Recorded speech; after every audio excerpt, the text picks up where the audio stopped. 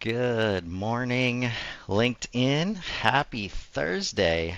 Welcome to another edition of Let's Build Superhumans with George B. Thomas. How you doing, George? Oh, buddy, I'm doing good. You got me with that. It's Thursday. I still thought I had a couple days left to get work done, but I love the fact that the weekend is on its way, so I'll take it. I will as well.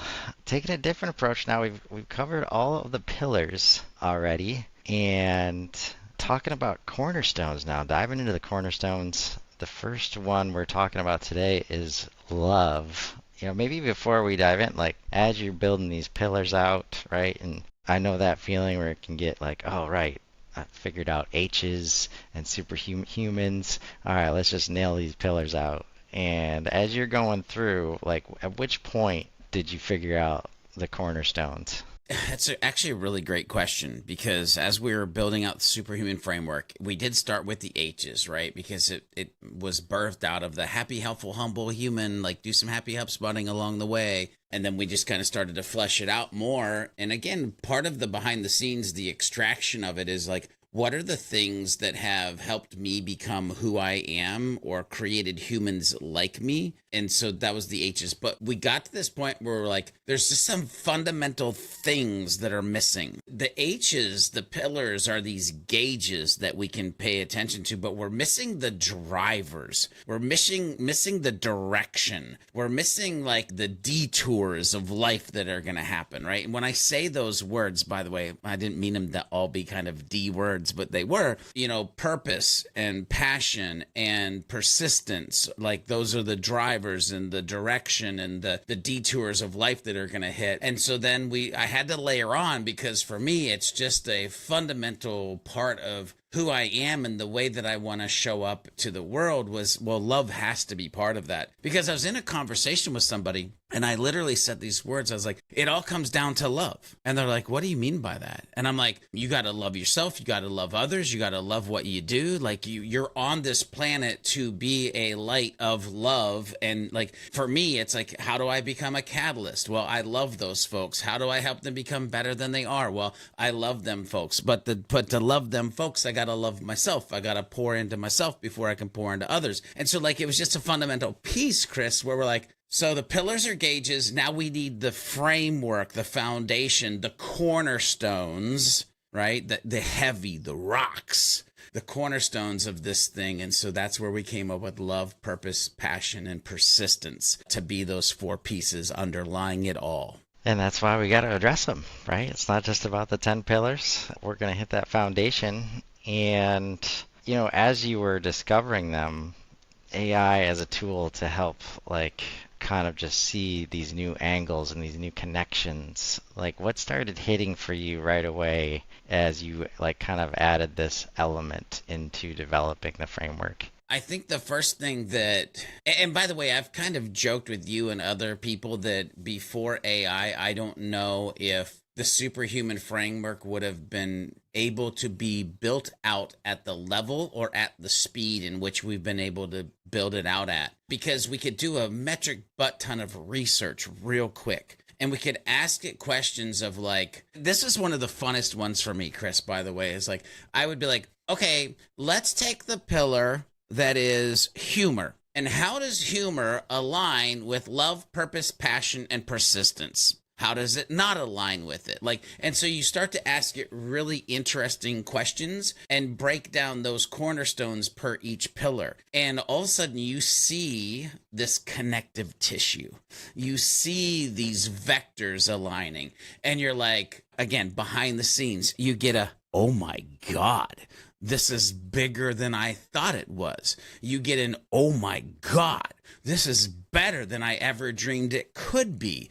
And so then you start to ask yourself, like, am I really the guy that's supposed to bring this to the world? Is this really the thing? Right? Because Chris, not only was it like the superhuman framework pillars, four cornerstones, that we're talking about today, but then let's add in the layer of conversation around you and what you brought all of a sudden to the mix that we had to start to talk to AI about.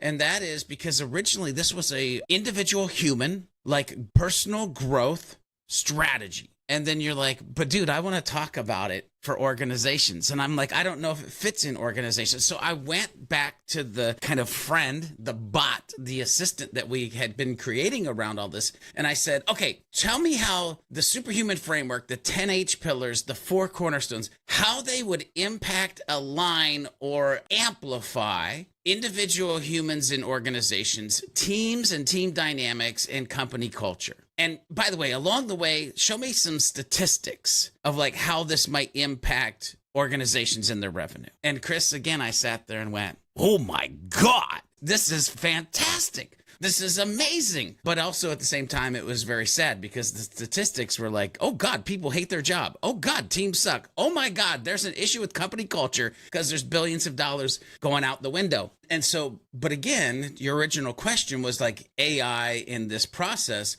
We can look at it and slice it and dice it and tweak it. And what's fun is when we're actually creating some of the educational content around it, we can also massage it and finesse it and iterate it to where it's like, no, we don't really believe that. We believe this and we feel this way. And this statistic, by the way, says this. So let's go ahead and change that to this. And so we're able to mold it into something that has become really powerful past what its original birth was. Well, it's been fun to watch. I can tell you that, and I It's appreciate been fun to be part of it. your appreciation of that dynamic because a very real world example, and this is where it's like, we're calling it love because that's what it is. But so much of what we do is driven like, okay, I need to get this task done. I know in doing that, the challenges I've had is this person doesn't feel heard, this person doesn't feel seen, we're not getting aligned on all the communication. And just yesterday, I was talking to a friend about how he's starting to use AI as they do some really big stuff. They grow, they're implementing systems, like all these places where alignment usually gets in the way. And the way he's using it and testing it, it's like they're having meetings, they're getting everybody together, he's grabbing the transcripts, he's putting them into the GPT, and it's like, okay, what does this person care about as we talk about this topic? How does that compare to and fit in with what this person cares about? And that's where we want very badly to help you do things like that, to use AI tools in that way.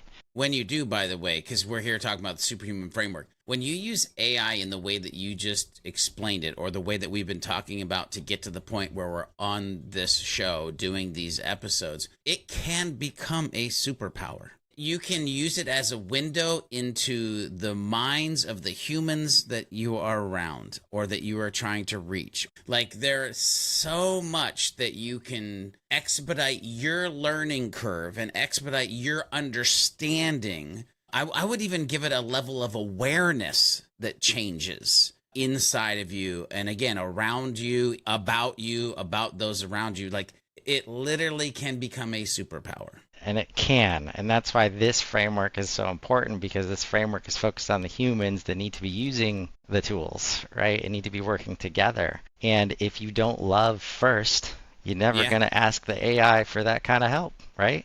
You won't have the passion around the thing that you feel is your purpose because you don't love it enough to actually be persistent to grow the thing that you're trying to grow. By the way, did that on purpose. The 4 cornerstones. Literally, it is what has fueled me to get on every week with you, to wake up every morning and to focus on this. And like, what I want everybody to realize is it's like real world stuff that I'm talking about. I'm not just, making fantasy land up and calling it a superhuman framework. It's real, boots on the ground, things that I've seen, things that I've done, things that I've taught, just brought into this nice package that is the superhuman framework. Yeah, so let's talk about some of that, real world impact at all these different levels that we're talking about. Like, so if I'm an individual, how am I thinking about this? How am I giving myself permission to show up in this way? Well, first of all, the permission thing throws me for a loop because you should just be able to give yourself permission to do these things.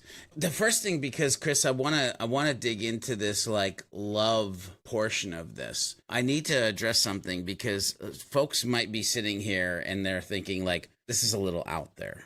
Like this is supposed to be about business. But here's the thing, like individuals, people, especially when I'm talking about the superhuman framework, this isn't about romantic love. This isn't the thing that you would see in like a rom-com.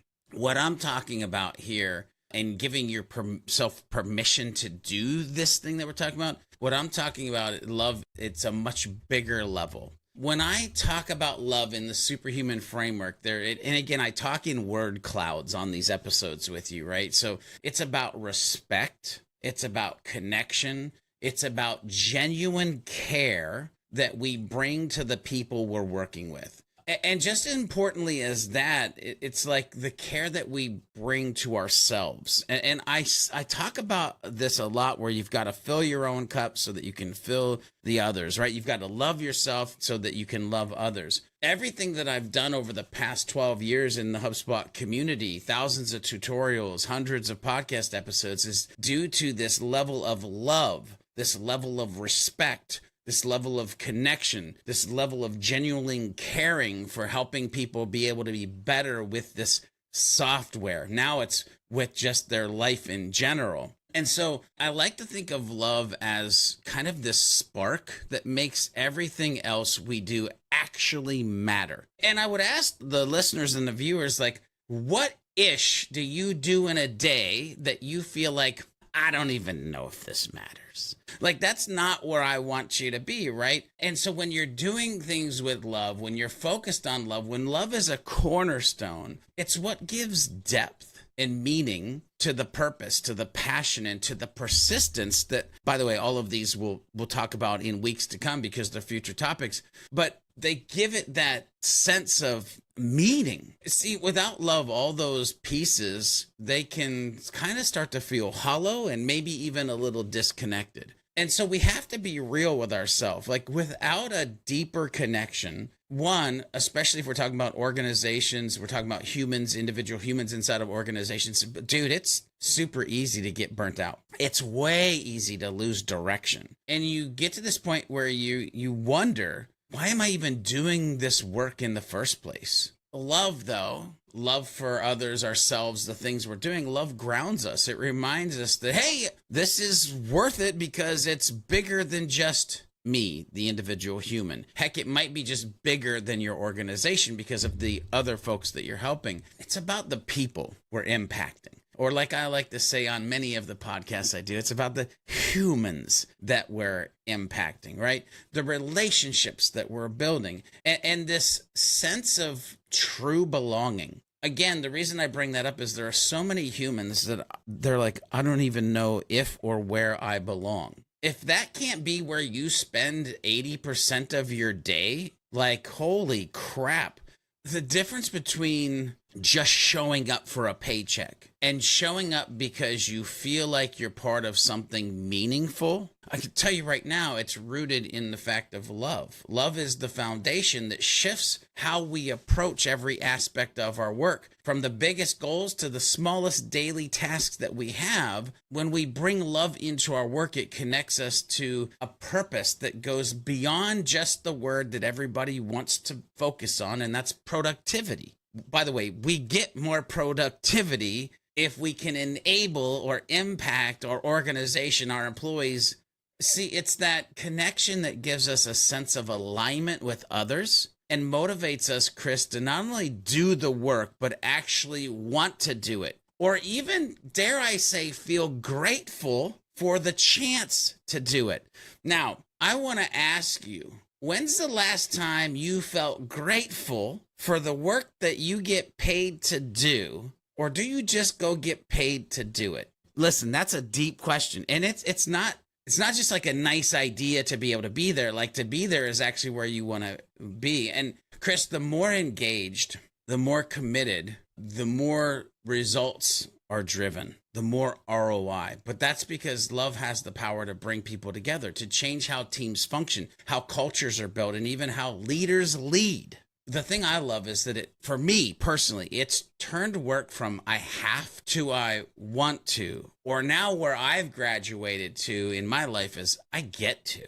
I get to do that. Like, when you wake up in the morning and it's like, I get to. You love the thing. You love the people, right? So my hopes, Kristen, I know we were flying through the time, but my hopes is that by the end of today and this short session we're having on love, that people will see just how transformative love can be, not just for individuals, but for their teams and their team dynamics and for their company cultures, and especially for those leaders that have to lead the company and the teams. Hopefully, people will walk away with an understanding that love isn't just a nice to have, good feel moment. Like, it is a workplace essential that if you don't see it there now, you should be thinking, how fast can we make it happen? Because it is. It being love is what makes everything else come alive. Yeah, and like challenging all the companies out there that say your people are the difference.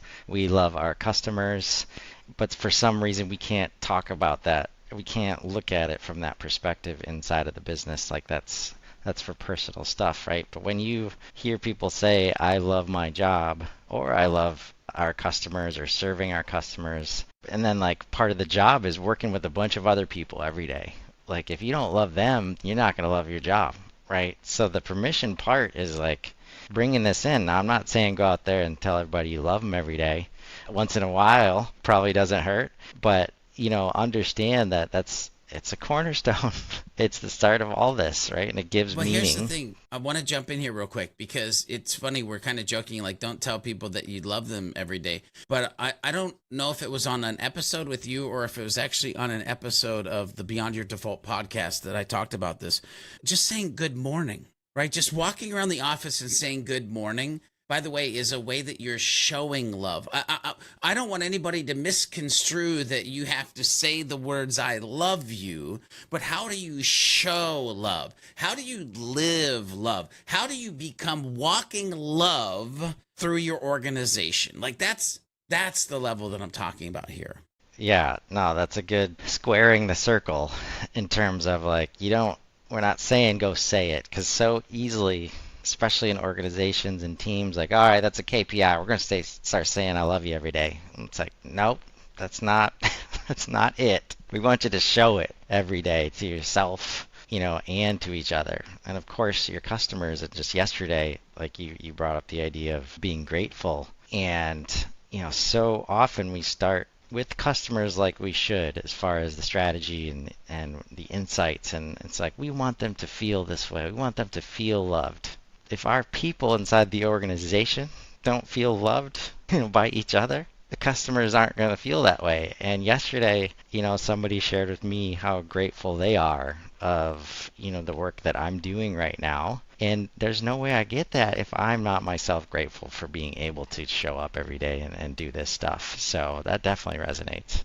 Yeah. And I think it's interesting because you've mentioned this a couple times where it's like the people that you're around. By the way, the people that you're around, aka teams, even if you're a solopreneur, by the way, you put people in your sphere, they become somewhat of a team per se. But in organizations, you definitely have teams of humans that have to work together. And I want to dig in because love and team dynamics, I mean, they're not words that you often hear together usually or too often. But the truth of the matter is when you can, like I kind of said, live, breathe, become love. When you infuse love into how a team operates, dude, it's a game changer, right? So the question is, and what you might be asking yourself is, well, what does that look like in a team setting? Like, how is it showing up? And I think it comes down to, and again, sometimes I hate being a marketer because we take words and we ruin them, but it is about building real empathy. Real, by the way, is the most impactful word in those two words, real empathy. And this level of trust between team members. Like, you have to trust each other. And I've been in so many organizations where I didn't trust the humans that I was hanging out with. I knew that at any point in time I could get stabbed in the back and they were going to try to climb a ladder that I probably didn't care about. And that just created this kind of really weird team dynamic or culture. But when teams on the other side of the coin, when team members genuinely care about each other, they're going to communicate better. One, they're going to listen more actively too, and they're hopefully, prayerfully going to speak more openly. And that's because they won't be afraid to share ideas or even disagree. But one of the things I love most is when there's love in an organization, you can respectfully disagree, which leads you to open minded conversations that get you to better places than you once would have been able to get to if you were just being like this fake happy team. I want you to think about it this way. If you're in a team where you know people have your back, fundamentally as a human, you feel safe. When you feel safe, you do things way different than if you're showing up in a guarded manner. If you're not afraid to, let's say, mess up because you know that they'll be there to help you, not judge you, I would want you to ask that question of yourself right now, by the way. Am I working with an organization or a team that is here to help me, or do I feel like they're judging me? What you're looking for here in the team dynamic is psychological safety. And psychological safety is built on this cornerstone of love. And Chris, this isn't just my words, brother. Research shows that teams with high trust and care are way more effective in problem solving and collaboration. Almost 50% more. Half, right? Almost half because of this thing. Again, you got to ask yourself why. Because when we as humans feel valued as a person, not just as a contributor, an employee, a budget line, when it's not that, you as a human, you're more engaged. You're willing to go. And this is, by the way, every organization is trying to get us to go there, but we're fighting it tooth and nail. But when you're on the cornerstone of love, you're willing to go the extra mile. And it's not because you have to, but it's because you want to, and you know that there will be support for you as you journey that extra mile. It comes down to like appreciation. And by the way, appreciation is huge. And I could totally talk outside of organizations. The amount of times that I've seen wives and husbands, me included, by the way, have this little stumbling block. I just don't feel like you appreciate me. Woo! Oh my goodness. But this happens in teams, right? Because we're not focused on it. But when a team is rooted in love, what can happen is they can start to celebrate each other's wins, both big and small. It's not just the manager, the team leader, the owner recognizing someone's success. It's team members cheering each other on. To me, that sounds exciting. It also sounds like I'm waxing a little aspirational. One of the things that you know when you have a really great friend or a really great team member is when some good-ish happens to you and you can just feel that they're fundamentally happy for you and they're cheering you on and they're excited. And again, sometimes that's hard to find. If you want to see your teams really come alive, you start to focus on how to build a culture where people feel seen and appreciated for who the heck they are and what the heck they're bringing inside the doors of the organization, either physically or digitally. Love shows up when we appreciate each other and we acknowledge each other's strengths and we're there to pick each other up from our weaknesses. There's a ton in there of just like team dynamics, but I'll stop there, Chris. Where's your brain at? Still on the word, employee. Like I've always, like probably longer than that. I've always refused to use that word. It's like so much of this is this industrial like productivity mindset. Like this is the roles employer employee. And like even when you try to do a good thing, and that's where we're talking about, it's very easy to just create lip service all over the place and have a much worse dynamic because of that. Like just because of the way things always been, and like, oh, we want to create competitions, and if we create employee of the month, everybody will want to do that. And so quickly, first of all, employee of the month, right? Like team member of the month. Like just change that dynamic and you start to change how people like can view this stuff. But so quickly, just because it's a plaque somewhere, like if there's nothing else, right? You just turn people off and then nobody's trying it. Or it creates this dynamic within teams.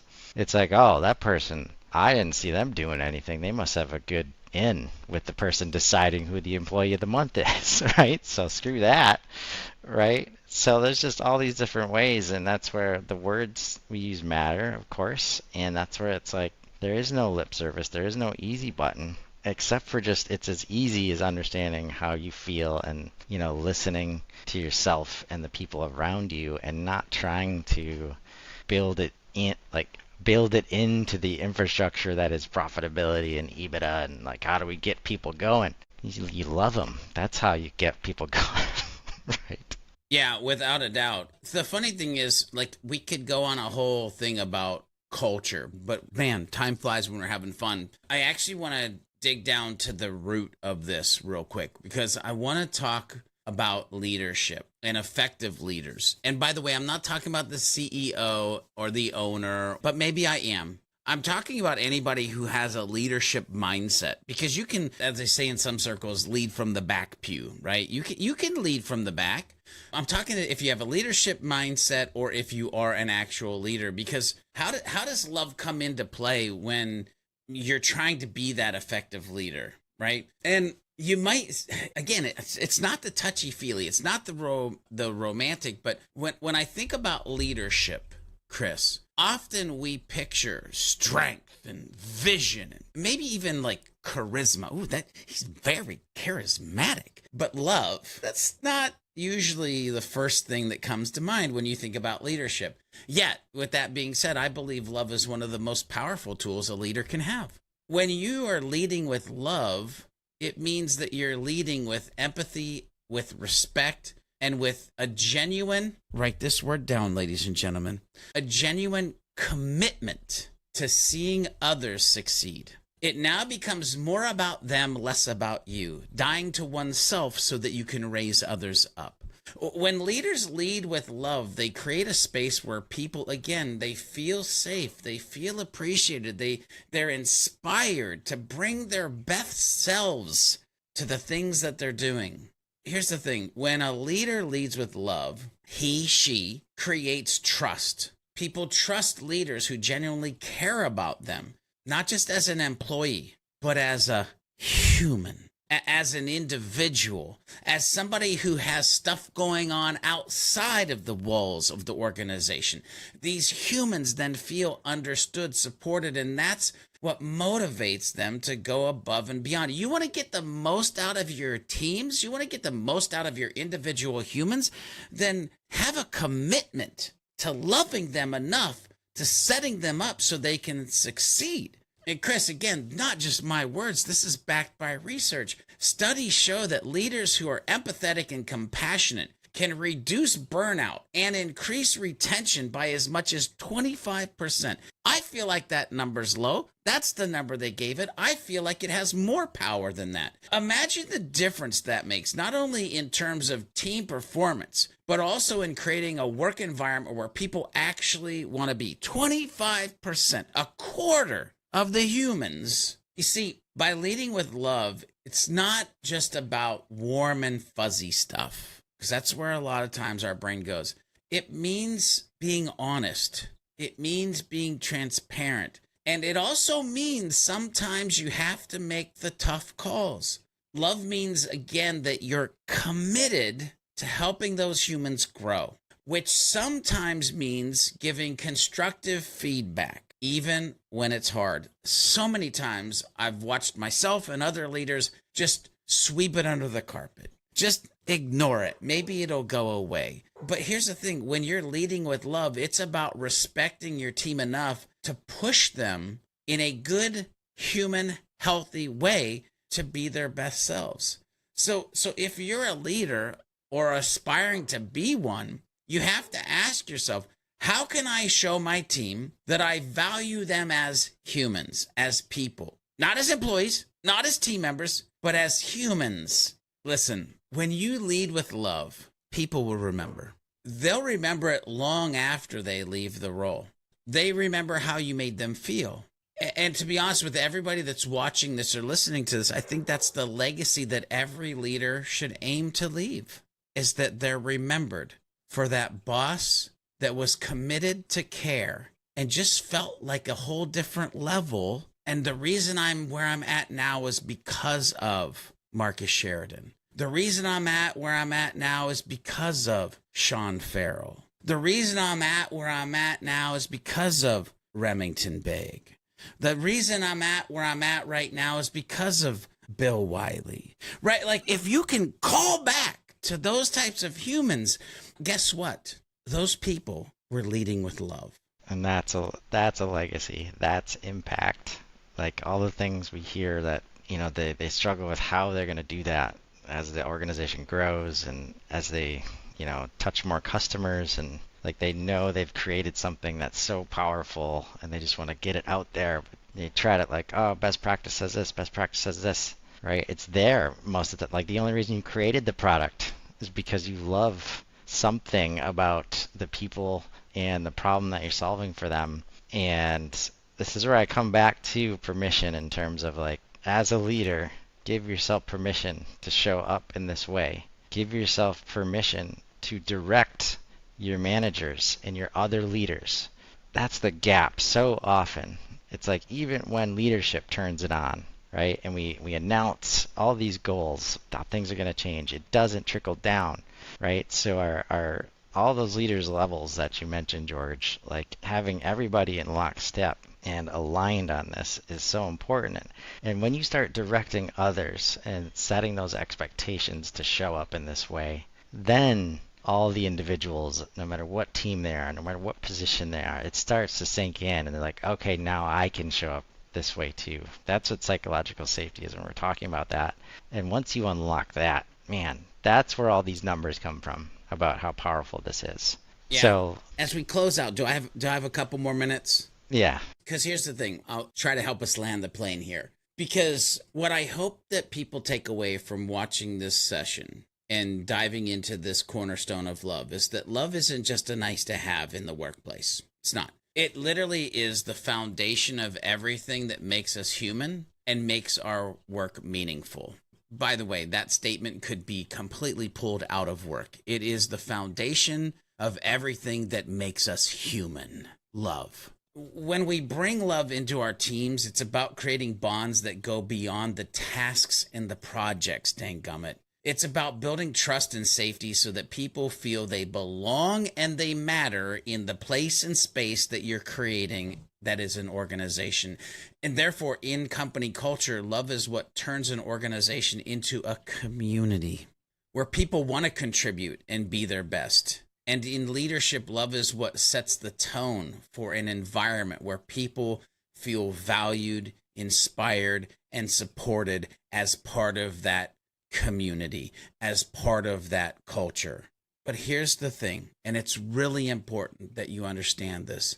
Love is also actionable. It's something that you can start practicing today. No matter where you are or what role you're in, if you're on a team, start by celebrating a teammate's win, big or small. If you're a leader today, take time, like an extra minute or two, to really listen to someone on your team or recognize them for the efforts that they have been applying. And if you're thinking about your company's culture, ask yourself, what can we do to make people feel more valued, respected, and connected inside of an organization? And let me tell you, when you start leading with love, when you bring it into your work and your interactions, it will change everything. People will respond. They feel it, and they'll start bringing more of themselves to the table. So think about how you can bring love into your work today. Again, not the words, but the actions, the becoming it. It doesn't have to be complicated. Start small, but do it today. and again, all these things are just a challenge in terms of like, what's been okay, like how do people run businesses. But I guarantee if you've been successful so far and you've had growth and your team it's happening somewhere already, even if you're not calling it that. So I love small exercises, whether you have reviews set up or not already. It's just ask somebody like, hey, was there anything you did yesterday that you could honestly say like, oh, I love doing that, right? And start there, like start to identify these places and you'll start to see where it's already existing and then how to build on it. Oh, you're doing good work here, brother. Thanks, man. I appreciate it. It's fun. And guess what? I'm loving every minute of it. So if you're out there seeing this, again, put this lens on what you're thinking about every day. Find those opportunities and let's grow. Have a great day, everybody.